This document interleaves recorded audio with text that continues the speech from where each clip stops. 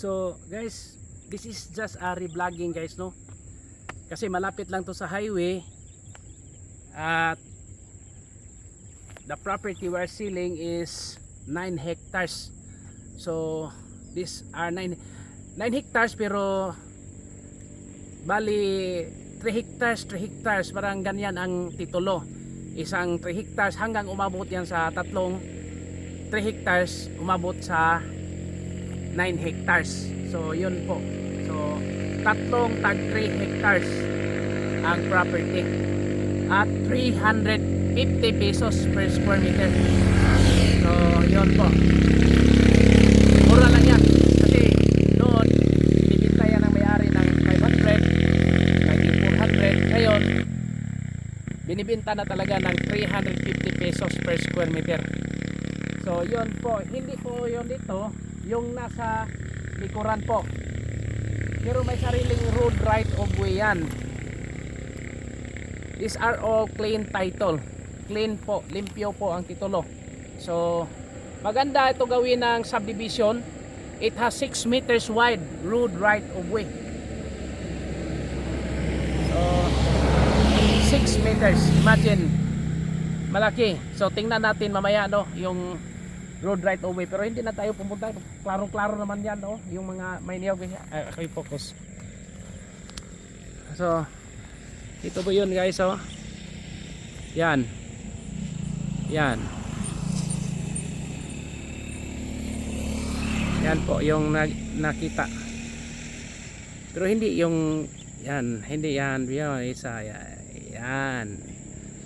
Elevated po yan. Pero hindi yon yung may sunog, hindi yon. Yung katabi. Yan po ang property na binibenta natin guys. May video tayo. Pwede natin kung mag-inquire kayo, may video talaga tayo. Yun po ang sitwasyon ng property natin for sale. Again, it's 350 pesos per square meter. Then very close from National Highway guys, oh. Kitang-kita subdivision na yan sa ano, sa ibang developer. Malapit lang talaga. Very close. So again, this is located in Barangay La Paz, Bogo City. Katulad ng dong sa Richwood Homes, Barangay La Paz din yon. Ito po Barangay La Paz din.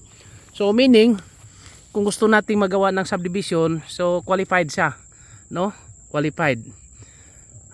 So it's in Barangay La Paz, Bogo City, Cebu. So a northern part of Cebu province. So pwede rin gawin nating farm, pero ang gusto ni may-ari yung 9 hectares talaga, kasi yon ang share nila. Yon, tatlong tag 3 hectares at 350 pesos per square meter. Kung mag-negotiate tayo, mag-final na lang tayo siguro, no, after site inspection. Maganda ang lupa, ganito yung lupa, maganda.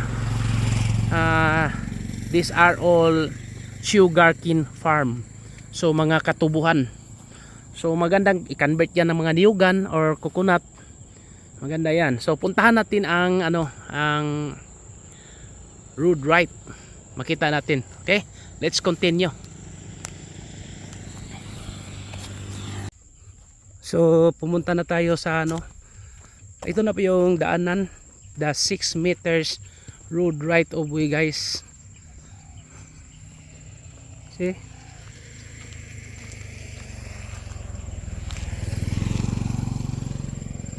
Punta tayo ng kaunti, no? We will just walk around 200 meters. Kitang-kita natin yung property.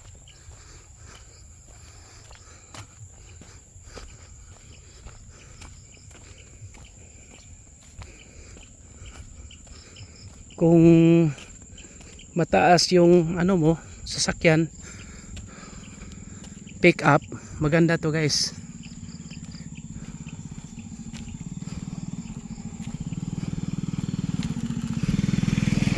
This is 6 meters wide. Nasa plano na yan guys.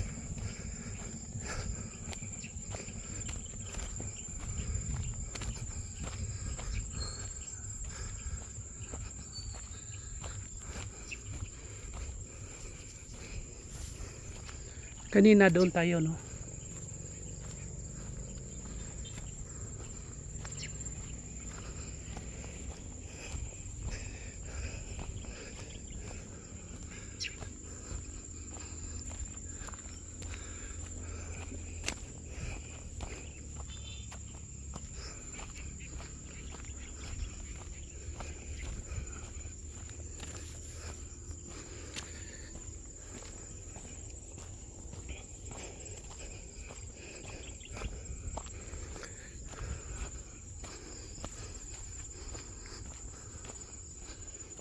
Lakarin na lang natin, malapit naman.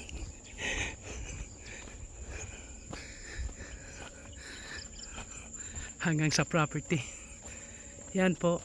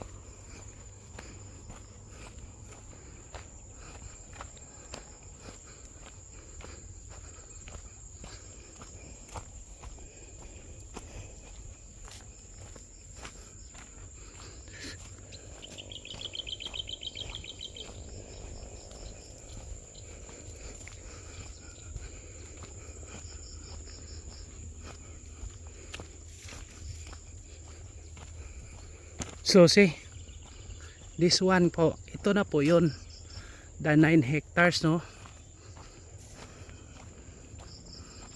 Hanggang doon sa may bahay, makita natin, no? Ito lahat, guys. This is 9 hectares. Bandang doon pa yun. 9 hectares.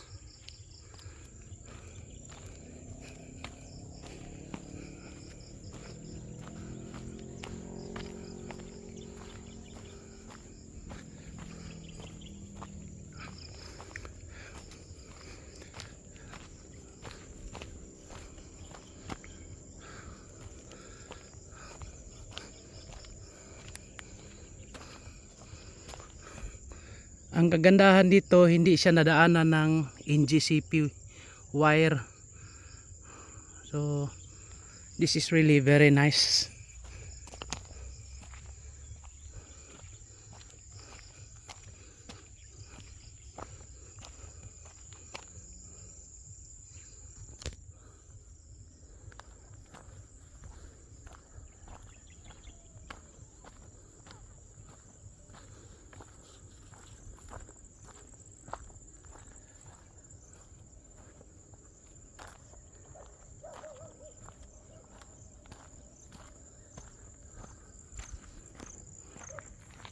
Nakausap ko si may-ari, guys. They are not living here, no.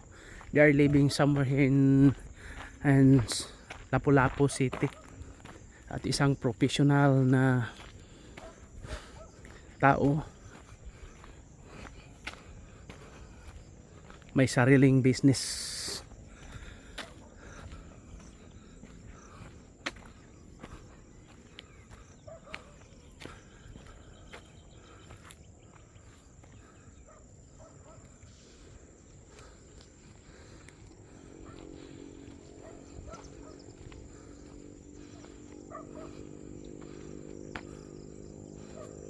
Okay, balik na tayo. Just finished walking. Just like an exercise, guys.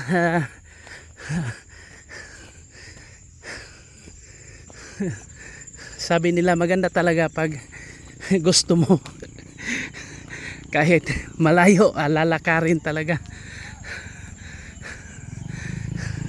Hindi naman masyado malayo, ano lang, just only I think it's 200 meters away. Lapit lang. Okay, laban lang, laban. Hello.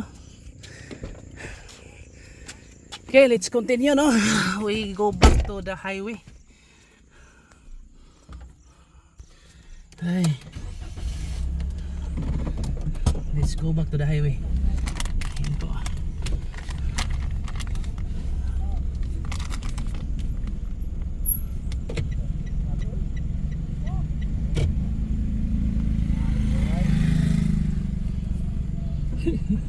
Sa mga tawhana musunod man.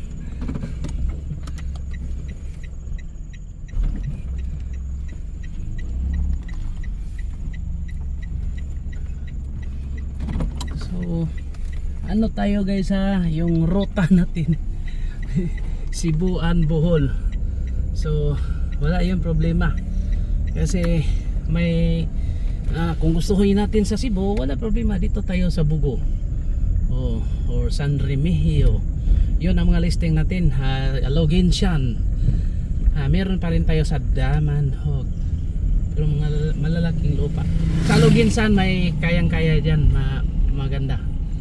So yan po.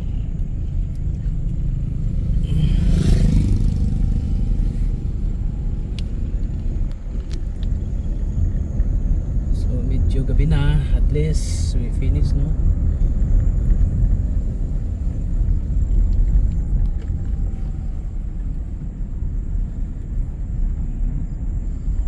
Doon po, oh. Yun pong lupa natin binibinta.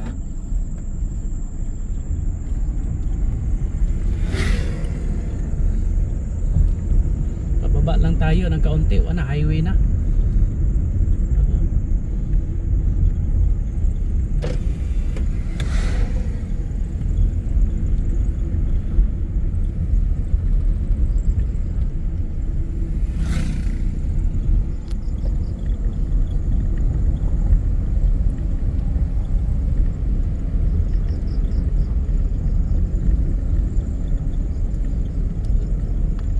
So very close now, malapit na tayo sa highway. Ito na po yung highway guys, papuntang Cebu City. So yun po, malapit lang. Nasa mga ano lang po yung property natin, mga 700 meters away from National Highway. 500 to 700 meters. Let's say 1 kilometer para hindi tayo sabihin nilang parang hindi yan tama. So ito, mga let's say 500 to 1 km or 800 talaga. So for inquiries, just contact me and please subscribe our YouTube channel. Please subscribe. Yung hindi pa nakapag-subscribe, kung pwede mag-subscribe kayo kung gusto kayong kumuha ng mga properties Bohol and Cebu. So halos lahat tayo, subdivision, condominium, pwede tayo. So yan po. Again, this is Mr. Ninyo Humawas Catursa. Yan. Sama ko talaga yan kasi middle name ko is Humawas. Yung iba magsabi Mr. Humawas. So I will say Ninyo Humawas Catursa, your licensed real estate broker with PRC license 0015450. And happy viewing. God bless to all. Happy Sunday. Bye.